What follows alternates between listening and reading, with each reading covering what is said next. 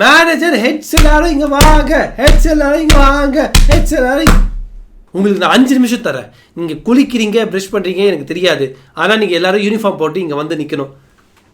ஏதோ அவங்க யூனிஃபார்ம் போட்டு டிப்டாப்பாக ரெடியாகி வந்து நின்று இதெல்லாம் சொல்கிற மாதிரி. அவங்களே இன்னும் யூனிஃபார்ம் போடல, சாப்பிடல, குளிக்கல, பல் விளக்கல. அவங்க வந்து மற்றவங்களுக்கு வந்து ஆர்டர் போடுறாங்க. என்னங்க பொழப்பு இது? நீங்கள் ஒரு மேனேஜராக இருக்கீங்க, நீங்கள் வந்து ஒரு ஹையர் ரேங்க்ல இருக்கீங்க, ஹையர் பொசிஷனில் இருக்கீங்க. உங்களோட வேலை என்ன தெரியுமா? நீங்கள் ஃபர்ஸ்ட் ரெடியாகி நீங்கள் எல்லா வேலையும் முடிச்சுட்டு மற்றவங்களுக்கு நீங்கள் ஒரு எக்ஸாம்பிளாக இருக்கணும். ஆனால் உனக்கு நான் 5 நிமிஷம் தரேன். எது பைஜாமா போட்டுட்டு நான் உனக்கு 5 நிமிஷம் தரேன். நீ வந்து யூனிஃபார்ம் போட்டு டிப்டாப்பாக ரெடியாகி வரணும். நீ குளிக்கிற, சாப்பிட்ற, பல்லு விளக்குற எனக்கு தெரியாது. ஆனால் யூனிஃபார்ம் போட்டு வந்து நிற்கணும். அதுக்கு அவங்க ஃபர்ஸ்ட் அந்த யூனிஃபார்ம் வந்து போட்டுருக்கணும். கெஸ்ட்லாம் கூப்பிட்டு வச்சுட்டு இப்போ வந்து உங்களோட ஸ்டார்ஸை வந்து நீங்க கொடுக்கலாம் சொல்லி பிளாஸ்மா முன்னாடி உட்காந்து சொல்றாங்க. ஸ்டார்ஸ் வந்து டிஸ்ட்ரிபியூட் பண்றாங்க ஒரு 2 hours அப்புறம் நினைக்கிறேன். அப்போ எல்லா ஸ்டாஃப்ஸும் எல்லா ஹெட்ஸும் வந்து பாத்தீங்கன்னா யூனிஃபார்ம் போட்டு ரெடியாகி டிப்டாப்பா உட்கார்ந்து இருக்காங்க. ஆனா அப்போ கூட கையில ஏதோ ஒரு காஃபி மக் வச்சுக்கிட்டு அந்த நைட் ட்ரெஸ்ல அப்படியே வந்து பாத்தீங்கன்னா திவ்யா இருந்தாங்க. அவங்க ஒரு மேனேஜர் வந்து மத்தவங்களுக்கு எக்ஸாம்பிள் செட் பண்ணணும். ஆனா அவங்க வந்து பாத்தீங்கன்னா நல்லா கேஷுவலா இருப்பாங்க, எந்த ஒர்க்கும் பண்ண மாட்டாங்க.